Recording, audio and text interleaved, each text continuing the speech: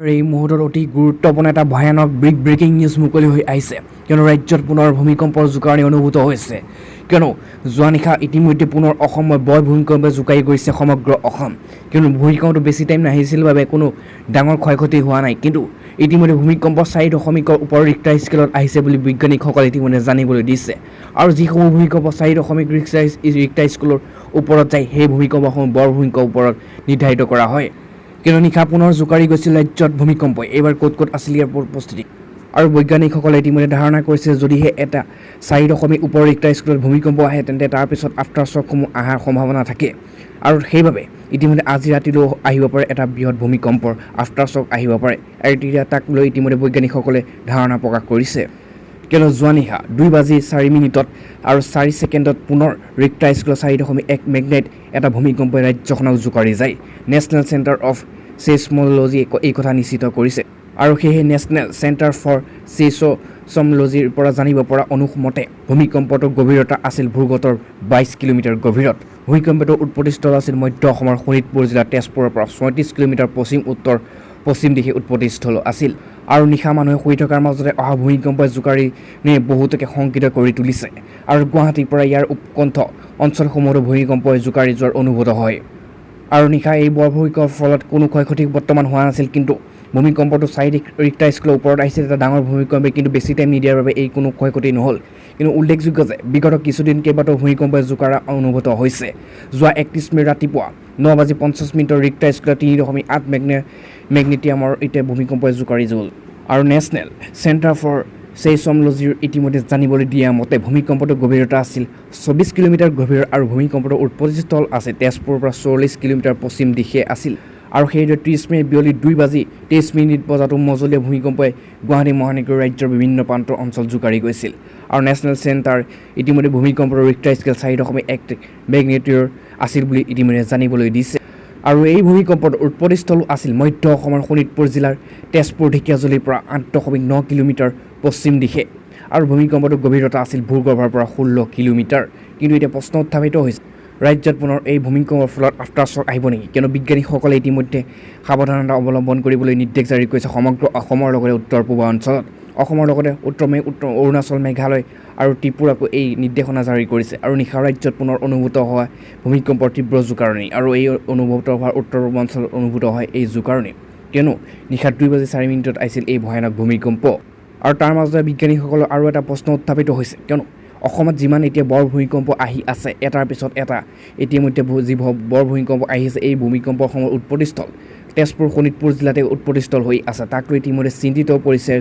সমগ্ৰ বিজ্ঞানীসকল কিয় একেডৰ ঠাইতে ইতিমধ্যে ভূমিকম্পৰ উৎপত্তিস্থল হৈ আছে তেজপুৰত আৰু তাৰপিছতে মণিপুৰ চান্দেল অঞ্চলৰ নিশা 1:06 অহা মেঘালয়ৰ পুৱতি নিশা 4:20 ভূমিকম্পৰ জোকাৰণি অনুভূত হৈছে কিয়নো ৰাতিৰ ভিতৰত তিনিটাকৈ ভূমিকম্পই জোকাৰি গৈছে এটাৰ পিছত আনটো ভূমিকম্প আহি আছে এইখন অসমত অৱশ্যে এতিয়ালৈকে ভূমিকম্পৰ ফলত কোনো ক্ষয়ক্ষতি হোৱা নাই কাৰণ এই ভূমিকম্পসমূহ ডাঙৰ ভূমিকম্পই হয় কিন্তু বহুত জোৰকৈ আহিছে কিন্তু বেছি সময় নোহোৱাৰ বাবে কোনো মিনি ছেকেণ্ডৰ বাবে আহিছে বাবে এই ভূমিকম্পৰ উৎপত্তিস্থলৰ বাবে কোনো ক্ষতিসাধন হোৱা নাই কিন্তু এই ভূমিকম্প পুনৰ অহা আশংকা প্ৰকাশ কৰিছে বিজ্ঞানীসকলে সেয়েহে সকলোৱে সাৱধানতা অৱলম্বন কৰাৰ পাছতে এই মুহূৰ্তত আনহাতে বহুতে ডাঙৰ ভয়ানক খবৰ এটা মুকলি হৈ আহিছে কিয়নো বৃহৎ অঘটন অসমৰ বিজেপিৰ জ্যেষ্ঠ নেতা মৃত্যু হিমন্ত বিশ্ব শৰ্মাই শোক প্ৰকাশ কৰিছে আৰু কোনেই বিজেপিৰ শীৰ্ষ নেতাৰ মৃত্যু ঘটিছে আৰু বিজেপিৰ জ্যেষ্ঠ নেতা বিজেপিৰ সভাপতি শংকৰ চন্দ্ৰ দাসৰ ইতিমধ্যে বিয়োগ ঘটিছে বিজেপিৰ জ্যেষ্ঠ নেতা তথা বৰপেটা জিলাৰ বিজেপিৰ সভাপতি শংকৰ চন্দ্ৰ দাসৰ বিয়োগ হয় বিগত নিৰ্বাচনৰ সৰ্বোচ্চ সমষ্টি বিজেপিৰ প্ৰাৰ্থিত্ব নিৰ্বাচনত অংশগ্ৰহণ কৰিছিল শংকৰ চন্দ্ৰ দাসে কিছুদিন পূৰ্বে কৰোনা মহামাৰীৰ পৰা আৰোগ্য লাভ কৰাৰ বিজেপিৰ নেতাগৰাকী আজি গুৱাহাটী হেল্থ চিটি হস্পিটেলত মৃত্যুমুখত পৰিছে 28 মে তাৰিখে খানাপাৰাৰ হেল্থ চিটি হস্পিটেলত ভৰ্তি হোৱাৰ পিছত চিকিৎসাধীন অৱস্থাত আজি দিনৰ ইতিমধ্যে 4 পৰা 10 বজাত আৰু কভিডৰ আক্ৰান্ত হৈ শেষ নিশ্বাস ত্যাগ কৰিছে এই ৰাজনীতিবিদজনে আৰু 1996 চনৰ পৰা বিজেপিৰ বিভিন্ন পদত কাৰ্যনিৰ্বাহ কৰা শংকৰ দাসৰ মৃত্যুক বিজেপিৰ ৰাজ্যিক সভাপতি ৰঞ্জিত দাসৰ লগতে বৰপেটা জিলাৰ লগতে মুখ্যমন্ত্ৰী হিমন্ত বিশ্ব শৰ্মাই ইতিমধ্যে ছ'চিয়েল মিডিয়াত শোক প্ৰকাশ কৰিছে ইয়াৰ পাছতো আনহাতে ভয়ানক খবৰ মুকলি হৈছে এটা ব্ৰেকিং নিউজ কিয়নো যোৱা দুদিন পূৰ্বে অসমৰ দুগৰাকী কন্যাক গছত ওলমাই প্ৰথমে ধৰ্ষণ কৰি তাৰপিছত ফাঁচি দিছিল কিন্তু তাৰপিছতে কেইবাজন অভিযুক্ত গ্ৰেপ্তাৰ হৈছিল আৰু ইতিমধ্যে এজন পলাব চেষ্টা কৰোঁতে আৰক্ষীৰ গুলীত আহত হৈছে গুৰুত্বভাৱে আহত হৈ অভিযুক্ত কিয়নো ৰাজ্যজুৰি তীব্ৰ প্ৰতিক্ৰিয়া সৃষ্টি কৰা কোকৰাঝাৰ 2 ভক্তিৰ দৰ্শন কৰি হত্যাৰ ঘটনা সৈতে জড়িত অন্যতম অভিযুক্ত ৰফিজুৰ ৰহমান আৰক্ষীৰ গুলীত গুলীবিদ্ধ হৈছে আৰু জানিব পৰা মতে অভিযুক্ত ৰফিজুলে পলোৱাৰ চেষ্টা কৰাত আৰক্ষীয়ে তেওঁক লক্ষ্য কৰি গুলী চলায় উল্লেখযোগ্য যে নিশা কোকৰাঝাৰ আৰক্ষীৰ এটা দলে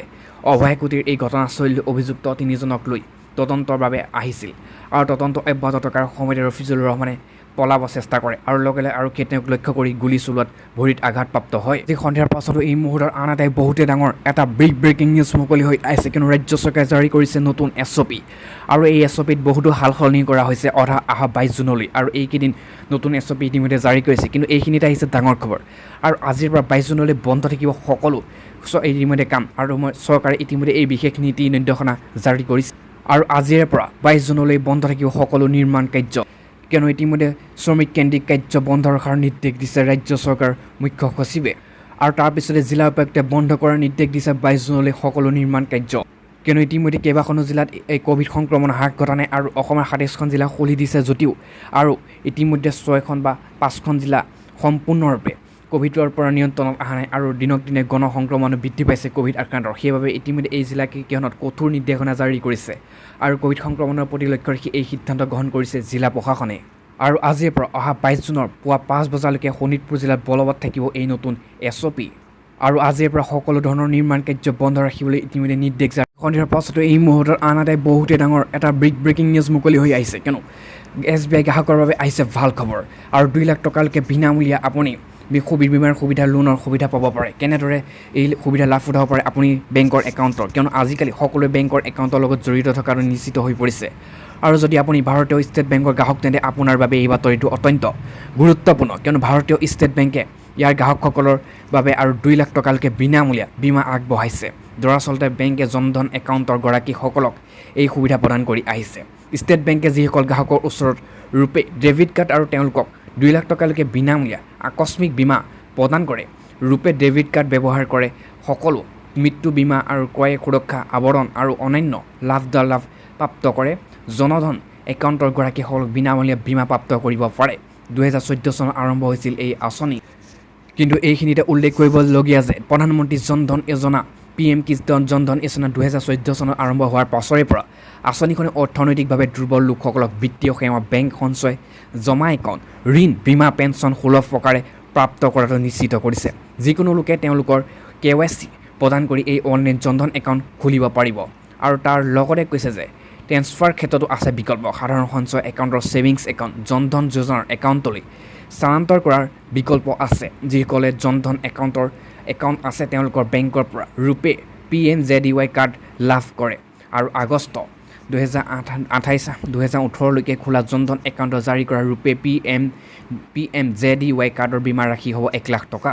আৰু 28 আগষ্টত 2018 পিছত জাৰি কৰা ৰূপে কাৰ্ডখনে 2 লাখ টকালৈ দুৰ্ঘটনাজনিত সুবিধা লাভ কৰিব আৰু ইয়াত কৈছে জানিল কিদৰে কৰিব এই দাবী ক্লেইম আৰু এই আঁচনিৰ অধীনত অভিযোগ ব্যক্তিগত দুৰ্ঘটনা নীতিয়ে ভাৰতৰ বাহিৰৰ ঘটনাবোৰক সামৰি লয় প্ৰয়োজনীয় নথিপত্ৰ দাখিল কৰাৰ পিছত বীমাৰ পৰিমাণ অনুসৰি দাবী কৰা জনধন ভাৰতীয় টকাত পৰিশোধ কৰা হ'ব